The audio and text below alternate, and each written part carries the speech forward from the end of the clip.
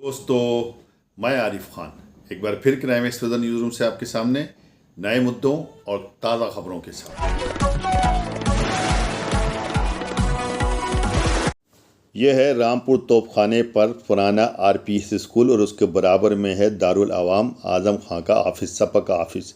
देख सकते हैं कि छावनी बना हुआ है, पुलिस ने इसको छावनी बना दिया है। दरअसल जब से रामपुर ज़िला प्रशासन को समाजवादी पार्टी कार्यालय दारुल अवाम तथा आरपीएस की संचालित बिल्डिंगों को खाली कराने के लिए निर्देश प्राप्त हुए हैं, तब से ही ज़िला प्रशासन ने कार्रवाई करने के लिए कमर कस ली है और नोटिस जारी किया है।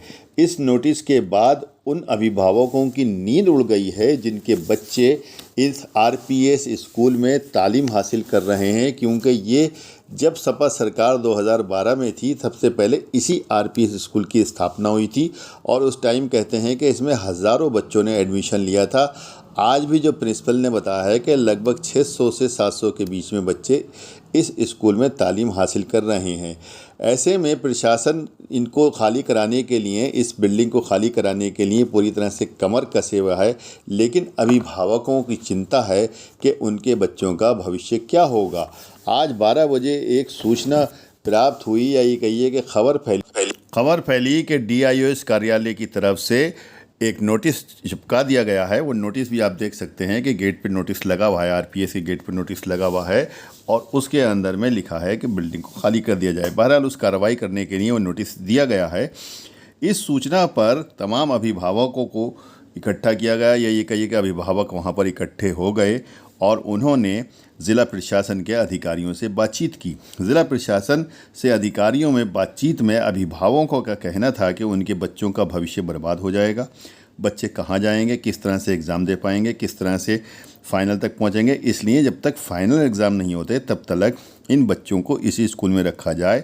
उसके बाद जब हम यहाँ से फ़ाइनल एग्ज़ाम हो जाएंगे तब हम अपने बच्चों को ले जाएंगे यहाँ, ये जो भी कुछ करेंगे। लेकिन फ़िलहाल इतनी हमारे साथ में दयालुता दिखाई जाए, इतना हमारे साथ में इंसानियत दिखाई जाए कि हमारे बच्चों का भविष्य बर्बाद होने से बच जाए। क्योंकि अगर इस स्थिति में हम अपने बच्चों को कहीं पर लेके जाते हैं तो ना तो कोई स्कूल रहेगा और ना ही बच्चों का कोई एग्ज़ाम दिलाने के लिए कोई तैयार होगा, या इसके लिए ज़िला प्रशासन कोई और इंतज़ाम ऐसा करे जिससे कि हमारे बच्चों का मुस्तकबिल बर्बाद ना हो।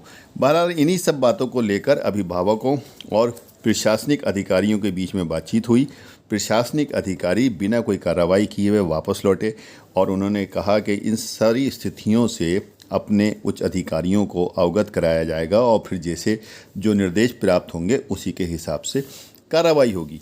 इसी के बीच में इस कहानी के अंदर में एक ट्विस्ट आया कि अचानक एडिशनल एसपी की गाड़ी वहां पर आके रुकी दल बल के साथ में, और वो उतरे और उनके साथ में पीछे से थोड़ी देर के बाद ही तमाम थानों की पुलिस आ गई और सीओ सिटी भी आ गए।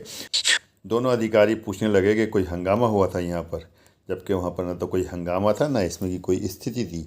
बहरहाल दोनों अधिकारियों ने घूमे फिरे, जांच की, अंदर गए, स्कूल में गए, प्रिंसिपल से बातचीत की, टीचर से बातचीत की और उसके बाद जब देखा कि सब कुछ ठीक ठाक है, सब शांत प्रिय है, अपने अपने गंतव्य की ओर वापस हो गए। हमने जब उनसे कहा कि इस पर कैमरे पे कुछ बोल दीजिए तो उन्होंने कहा नहीं, कोई मामला था ही नहीं तो बोलें क्या। बहरहाल ये सब कुछ यहाँ पर चला हैगा। हमने इस संबंध में जो भी कुछ कार्रवाई अब तक हुई है यहाँ पर, या आज जो कुछ हुआ है वहाँ पर, इसको लेकर के आरपीएस की सबसे पुरानी प्रिंसिपल अजरा मैडम से बातचीत करी तो उन्होंने हमारे कैमरे पे क्या कुछ कहा, सुनिए। On the evening of 2nd November, I was being informed that आपके गेट पर एक नोटिस पेस्ट कर दिया गया। I was not aware कि क्या होगा, तो फिर उसका मैंने आकर देखा उसी टाइम, तो उसमें आदरणीय प्रबंधक जी के नाम पे था और आदरणीय जिला अधिकारी, जिला विद्यालय निरीक्षक DIS सर के साइड से था कि that we have to vacate the school premises within the receiving of this notice. Actually, we were not being made to receive; it was being pasted over. So, उसी दिन से parents में, बच्चों में, टीचर्स में, क्लास में और जो होते हैं स्वीपर्स, आया, पियन, गेट कीपर्स, एक पैनिक हो गया सब। and parents were not able to sleep that night. Even I too, my staff members, all were running in panic कि ये क्या हुआ, अचानक बच्चों की पढ़ाई रुक जाएगी और आपका सेशन चल रहा है बीच में। ऐसा तो कहीं भी किसी हिस्ट्री में नहीं हुआ होगा कि बच्चों को मिड टर्म में रोका जाए। We are pure educationist, we have nothing to do with the politics. Academics अलग है, पॉलिटिक्स अलग है। Please keep it separate. What you are doing, we should not play with the future of the children. So next day I started running from office to office. I met Honorable BSA sir, I met Honorable DIS sir, I met Honorable CDO sir, and I went to the office of Honorable DM sir, but unfortunately or fortunately he was not present over there, but I had placed the letter to his concerned office attendant, and it was being in the knowledge of all the high officials. Then it was a simple request to let me complete a session. Then they listened to us and they talked to us very nicely. They were having very human attitude with us. Then they form a committee. They must have formed a committee, and then they send Honorable BSA sir and Honorable DIS sir कि आप जाइए और parents का पता करिए कि parents का क्या मत है। ये तो आप सब लोग जानते हैं, कौन पेरेंट ये चाहेगा कि उसके बच्चे का मिड सेशन में नुकसान हो, कौन पेरेंट चाहेगा कि इतनी कम फीस पर और कोर्स और सब चीज़ चेंज हो इस टाइम। कन्वेंस का बहुत से बच्चे तो वॉकिंग पे आते हैं, कुछ साइकिल से आ जाते हैं, and they feel safe over here. And more over this is pure girls school. अपनी तरफ से अब तक फ्रॉम द पास्ट 10 years इतनी कोशिश रही है कि हर बच्चा खुशी खुशी अपने घर जाए, और हमारे यहाँ कितने भी टेस्ट हो जाए, एग्ज़ाम हो जाए, हम बच्चों पे ये प्रेशर नहीं डालते हैं कि आप फीस दीजिए। उनको टेस्ट देने दिया जाता है, उनको एग्ज़ाम दिया जाता है। And there are many students who have not paid their fees since last year. अब जब कोरोना था उसमें भी बच्चों की पढ़ाई छूटी। फिर यू नो कि बहुत से पेरेंट्स जो हमारे हैं, बहुत से क्या ऑलमोस्ट सारे ही, they can not afford the high level fees, and we are running the same syllabus other CBSE schools are following. और हमारे बच्चे नीट में और ये अभी नेशनल कांग्रेस हुआ था उसमें सब में अपना एक अपना रैंक लेकर आए हैं। और अगर आप पास रिज़ल्ट देखेंगे RPS का तो वो भी किसी बड़े स्कूल से कम नहीं। यहाँ पर बच्चे बिना ट्यूशन के पढ़ते हैं, उनको क्लास में ही ये कहा जाता है कि इतना पढ़ाया भी, क्योंकि यहाँ के पेरेंट्स ट्यूशन भी अफोर्ड नहीं करते। तो मैम कौन कौन लोग हैं?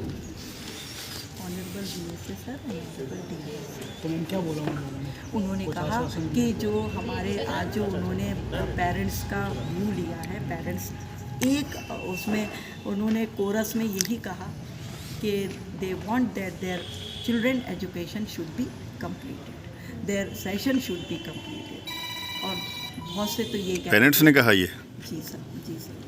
और उन्होंने ये कहा कि जो भी हमारे बच्चों का सेशन पूरा करने दिया जाए, और हमें रामपुर पब्लिक स्कूल से ही अटैचमेंट है, हम अपने बच्चों को रामपुर पब्लिक स्कूल में ही पढ़ाएं। क्या आश्वासन मिला प्रशासन से? प्रशासन ने कहा अब हम जाएंगे और आपकी बात हायर अथॉरिटीज़ को पहुँचाएंगे। मैम इस स्कूल में कितने बच्चे हैं? 600 प्लस है, क्लासेस 1 to 8। अब इस समय जो है जो इस सिचुएशन जो चल रही है आपके यहाँ, जैसे कि वो कहते हैं कि दूसरे स्कूल में मर्ज कर दिया जाए बच्चों को, ये सब कुछ ऐसा कर दिया जाए, आपको लगता है कोई स्कूल ले लेगा बच्चों को आपके? देखिए स्कूल ले या ना ले, पेरेंट्स तैयार नहीं, पढ़न पेरेंट्स तैयार नहीं। ओके। और फिर दूसरी बात है, वो और स्कूलों की फ़ीस अफोर्ड नहीं कर सकते। कौन से स्कूल में क्या हिसाब है, बच्चे अपने पुराने टीचर से एडजस्ट हो रहे हैं। बच्चा शुरू से पढ़ रहा है जिन टीचर्स से, तो वो उन्हीं से अटैच है, वो उसी एटमॉस्फेयर में अटैच है। They do not want to change all this thing, they are saying कि हमें यहीं से, हमें तो 12th पास करना है। आज कितने अभिभावक करीब आए होंगे उनसे बात करना?